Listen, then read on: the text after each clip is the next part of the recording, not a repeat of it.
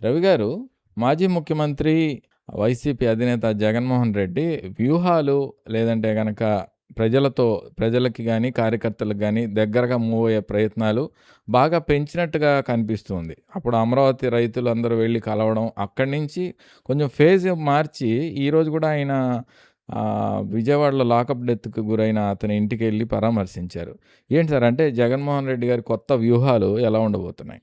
అంటే ఒకటేమో జగన్మోహన్ రెడ్డి ఎప్పుడూ మామిడి రైతులను పరామర్శ అట్లా ఇట్లా వెళ్తున్నప్పటికీ కూడా ఆయన ఎప్పుడు ఇక్కడ ఉండరు, బెంగుళూరులో ఉంటారు. ఆ! లేకపోతే మళ్ళీ లోటస్ పాండ్ దగ్గరికి వస్తున్నారు. ఇట్లాంటివన్నీ కూడా నడిచాయి. ఏమున్నా ఆయన తన మీడియాతో అప్పుడప్పుడు మాట్లాడుతూ అలా చేస్తూ వచ్చారు. కానీ ఈ మధ్య వ్యూహం మారినట్టు కనిపిస్తుంది. సమస్యల మీద వెంటనే ట్వీట్స్ పెడుతున్నారు. వాటిలో చాలా వివరాలు ఇస్తున్నారు. ప్రతి అంశం ఇంకా అది మీడియాలో చర్చ కాకముందే జగన్ నుంచి కూడా ఒక రియాక్షన్ చాలా స్పష్టంగా వస్తూ ఉంది. మీరన్నట్టుగా నిన్న రాత్రి ఆయన విజయవాడలో ఈ లాకప్ మృతికి సంబంధించి మిస్టరీగా ఉన్న సాయి కృష్ణ వాళ్ళ ఇంటికి వెళ్ళారు. బయటకు వచ్చి మాట్లాడారు. ఆ అంశాలన్నీ కూడా చెప్పారు. అవన్నీ అయిన తర్వాత మళ్ళీ నిన్ననే రంపచోడవరం నుంచి వచ్చిన కార్యకర్తలు, నాయకులు వాళ్ళతో ఆ నియోజకవర్గం వాటి గురించి కూడా మాట్లాడారు. అంతకుముందు ఈ ఆక్వా రైతులతో లేకపోతే అమరావతి రైతులతో ఇట్లా వరుసగా డిఎస్సి అభ్యర్థులను తీసుకొని దాని మీద మాట్లాడటం. అంతకుముందులా కేవలం వివాదాలే కాకుండా సమస్యల మీద కూడా ఫోకస్ పెట్టాలి. వాటిని తన ద్వారా వినిపించాలనే ఒకటైతే పెట్టుకున్నట్టు స్పష్టంగా కనిపిస్తుంది. ఇంకోటేమో సూపర్ సిక్స్ వాగ్దానాలు ఇవి అమలు చేయలేదు, ఊరికనే చెప్పారు కానీ అన్నదాన్ని ఎప్పుడూ వదిలిపెట్టకుండా దాన్ని కూడా చెప్తూ ఉండాలి అన్నది కూడా ఆయన పెట్టుకున్న వాటిలో ఒకటి ఆర్థిక అంశాలు. అప్పులు మేము అప్పుల పాలన్నారు, వీళ్ళు ఇంకా ఎక్కువ అప్పులు తెస్తున్నారు. ఇలా నిజంగా అమరావతిలో దాన్ని ఒక 3 రాజధానులు అంటూ దాన్ని ఆపేసి ఇవన్నీ జరిగిన తర్వాత మళ్ళీ జగన్మోహన్ రెడ్డి అమరావతి రైతులను కలుసుకోగలుగుతారు, లేదా వాళ్ళు ఇలా అక్కడ నిరసనలు తెలుపుతారు. ఇట్లాంటివి ఎవరు ఊహించని అవును. పరిస్థితి. హ్మ్. అంటే ఎప్పుడైనా ప్రజాస్వామ్యంలో ఒక పార్టీ ఎంత చాకచక్యంగా ఎంత తెలివితేటలతో ఉందన్న దానికంటే కూడా అధికారంలో ఉన్నవాళ్ళు ఎంతవరకు ప్రజల అంశాలు అందుకొని త పొరపాట్లు దిద్దుకుంటున్నారన్న దాని మీద చాలా ఎక్కువగా ఉంటుంది. ఎప్పుడైతే అమరావతిలో వీళ్ళు ఆయన పొరపాట్లు ఆయన చేశాడు, పెద్దవే చేశారు. హ్మ్. కానీ వీళ్ళు కూడా కొన్ని చేసేసరికి సహజంగా వాటిని చెప్పడానికి ప్రతిపక్ష నాయకుడిగా ఆయనకు అవకాశం వస్తూ ఉంది. వాటన్నిటిలో పెద్దది ఇప్పుడు ఈ లాకప్ డెత్ మిస్టరీ అన్నది దాదాపు రాష్ట్రాన్ని కొంచెం షేక్ చేసిన పరిస్థితి కూడా ఉంది. అలాగే సర్ర్ అనేది ఒకటి పెట్టి దేశంలో చాలా చోట్లలాగే ఆంధ్రప్రదేశ్లో మా ఓట్లు తీసి పడేయడానికి సరిపెట్టారు. హ్మ్. హ్మ్. తమిళనాడులో తీశారు, బెంగాల్లో తీశారు అని మనకు తెలుసు కదా! కాబట్టి దీన్ని చాలా అప్రమత్తంగా ఉండాలి. పైగా తెలుగుదేశం వాళ్ళు మన ఓటు మన యాప్ అని ఒకటి రూపొందించారు. హ్మ్. వాళ్ళు జనంలోకెళ్ళి వాళ్ళు చేస్తున్నారు అని దానికోసం కూడా ముందు ఓటు కాపాడుకుంటే కదా మీరు హ్మ్. అభ్యర్థులయ్యేది. అది వరకే ఈవీఎంల వల్ల ఓడిపోయామనేది కదా వాళ్ళ వాదన. ఇప్పుడు అసలు ఎన్నికలకు ముందే ఓట్లు తీసేస్తున్నారని. సో, ఈ అంశం మీద కూడా తన వాళ్ళను సమీకరించి కదలికలోకి తేవచ్చు అని భావిస్తున్నట్టు ఒకటి కనిపిస్తుంది.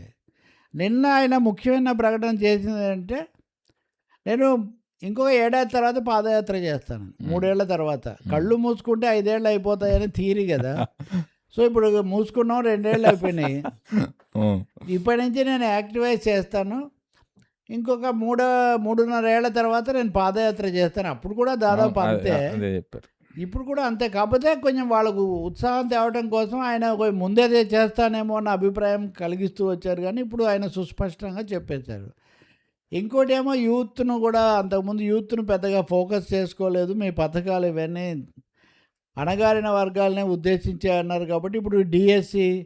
ఇట్లాంటి అంశాలు టేకప్ చేయడం ద్వారా యువతకు కూడా దగ్గరవ్వాలి సోషల్ మీడియా ద్వారా. యువత ఉంటే తప్ప మనం హ్మ్. జెన్ జీ అనేది కూడా అవును. మొన్న ఆయన జెన్‌జీ నేనే ఒక కాక్రోచ్‌ను, నేనే ఒక బొద్దింకనని ఒక మాట అవును. కూడా మాట్లాడారు. సరే వీటి మీద అనేక సెటైర్‌లు అవి వచ్చినప్పటికీ ఆయన ఆలోచన గురించి నేను చెప్తున్నా. నాకు తెలిసినంతలో ఆయన తన బృందాన్ని కూడా పటిష్టం చేసుకోవడానికి ప్రయత్నిస్తున్నారు. కొంతమందిని అంటే ఏ సంస్థతో గతంలో ప్రశాంత్ కిషోరు లేకపోతే ఇంకెవరో ఆయన ఏదో ఉంది ఆయన పేరు. అలాంటి వాళ్ళతో పెట్టుకున్నట్టుగా ఇప్పుడు పెట్టుకోకుండా వాళ్ళతో వాళ్ళ నుంచి కొంతమందిని అరువు తీసుకొని పనులు అవును. అవును. చేసుకోవటం. అవును. తన కనుసన్నలో జరగాలి అని చేస్తున్నట్టు కనిపిస్తుంది. ఇంకోటేమో కేసులు ఇవన్నీ ఏమొచ్చినా వాటిని లీగల్‌గా గట్టిగా ఎదుర్కోవాలి. ఎందుకంటే మనం చర్చిస్తున్న ఈరోజు అంటే నిన్న రాత్రి ఆ పార్టీ నాయకుడైన కారుమూరి నాగేశ్వరరావు కుమారుడు సునీల్ అని అతన్ని అరెస్ట్ చేశారు హ్మ్. ఈడీ. అవును. అంతకుముందు రాజ్ కేసిరెడ్డిని మళ్ళీ అరెస్ట్ చేశారు మద్యం మద్యం అవును. కుంభకోణంలో. అవును. కొడాలి నాని వాళ్ళ అధికారంలో ఉన్నప్పుడు పంచాయతీ ఎన్నికలప్పుడు చంద్రబాబును అప్పటి ఎన్నికల అధికారి రమేష్ను హ్మ్. దూషించిన కేసు ఇప్పుడు దాన్ని రీఓపెన్ చేస్తున్నారు. హ్మ్. హ్మ్. రఘురామకృష్ణరాజు పోలీస్ స్టేషన్లో చిత్రహింస పెట్టిన కేసు కూడా అవును. నడుస్తూనే ఉంది. నిన్న హైకోర్టు ఆ పోలీస్ అధికారి సునీల్ నాయక్ను మీరు వచ్చి లొంగిపోండి లేదా బెయిల్ తీసుకోండి అని వాళ్ళ ఆదేశాలు ఇచ్చారు. అంటే నేను ఇవన్నీ ఎందుకు చెప్తున్నా అంటే ఈ వరుస కూడా ఒకవైపు హ్మ్. ఆ క్రమంలో వచ్చినవే కదా ఈ కేసులన్నీ. ఆచూకీ చెప్పండి అని ఇవన్నీ వేయటం. అందుకని legal strategy, political strategy, media strategy and his own moment హ్మ్.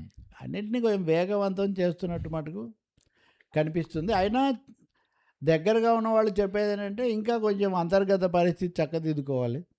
హ్మ్. చాలా ఎప్పటికప్పుడు కాస్త సావధానంగా స్పందించే ఒక దీన్ని తీసుకోవాలి. ఎంతో కొంత తన పరిపాలనలో జరిగిందని కూడా కొంచెం హ్మ్. నెమరేసుకొని ఆ తప్పులు మళ్ళీ పునరావృతం కాకుండా చూసుకోవాలి అనే అంశం ఒకటి వినిపిస్తుంది మనకు. ఆయన నిన్న చెప్పిన దాంట్లో ఫైనల్గా జగన్ 2.0 అన్న దాంట్లో కార్యకర్తలకు చాలా ప్రాధాన్యత ఉంటుంది. హ్మ్. నేను మీ మాటలు ఎక్కువగా వింటాను, మీ దగ్గరికి వస్తాను, మీరు ఏదైనా కానీ నాకు చెప్పండి. కార్యకర్తలు లేకుండా వైసీపీ లేదని. అంటే కార్యకర్తలకు, ఓటర్లకు, ప్రజలకు దగ్గర అవ్వాలి. వాళ్ళు చెప్పింది వినాలి. కేవలం పైనుంచి చెప్పడం కాదు అని ఒక అంశాన్ని ఈ మధ్య కలిసిన ప్రతి వాళ్ళ దగ్గర ఆయన అంటే స్టైల్‌లో చంద్రబాబు నాయుడు గారు కూడా 2.0కు ముందు దాదాపు ఇదే తరహాలో ఇదే అనేవాళ్ళు. హ్మ్. చంద్రబాబు నాయుడు కూడా ఏమంటారు వాళ్ళు అంటే మాదేం లోపం లేదు కానీ మేము ఏదో కలుపుకుపోవడంలో అని ఒక పార్టీ మాట. కార్యకలాపాలకు కొంచెం దూరం అయ్యాము. అదే చంద్రబాబు నాయుడు గారు రాష్ట్రం కోసం సేవలో తలమునకలవుతూ పార్టీని అవును. చేశారంటే అది కూడా దేనైనా ఇప్పుడు నాయకులది ఏదైనా మెచ్చుకోవాల్సిందే కదా. అవును. మీరు బాగా మాట్లాడతారనుకోండి అబ్బో ఆయన వాగ్దాటి అనాలి. మీరు మాట్లాడనుకోండి ఆయన చాలా మితభాషి. అనాలి. ఆయనకు మాటల కంటే ఎటు చేతలు ముఖ్యం. ఎటైనా మెచ్చుకోవాల్సిందే. ఎటైనా మెచ్చుకోవాల్సిందే. సరే. అందుకని అలా మెచ్చుకుంటున్నారు అంతవరకే. సరే. ఇంకొకటి కొంచెం ఉపశమనం కలిగించే విషయం ఏంటంటే వైసీపీ వాళ్ళ వాట్సాప్ పేజీలు తర్వాత ఫేస్బుక్ పేజీలు లేకుండా చేసేయి ఆ ప్లాట్ఫామ్స్. ఎందుకు జరిగింది? ప్రభుత్వం ఏం చెప్పలేదు అంటే ఆ సంస్థల మీద ఒత్తిడి తెచ్చి వాటిని రాకుండా చేశారు అన్నది వైసీపీ ఆరోపణ. దీని మీద ముందు జగన్ ట్వీట్ పెట్టారు. ఆ తర్వాత కోర్టుకు కూడా వెళ్ళారు. హైకోర్టు న్యాయమూర్తి కూడా ఆ విషయంలో తీవ్రంగా స్పందించారు. మీరు ఏదైనా ఫిర్యాదు ఉంటే చట్ట ప్రకారం చెప్పి తీసుకోవాలి కానీ మీరు పరోక్షమైన పద్ధతుల్లో ఒత్తిళ్లు తెచ్చి రాజకీయ పార్టీలకు వాళ్ళ భావ ప్రకటన స్వేచ్ఛ, వాళ్ళ ప్రచారమైన అవకాశం లేకుండా ఎలా చేస్తారు?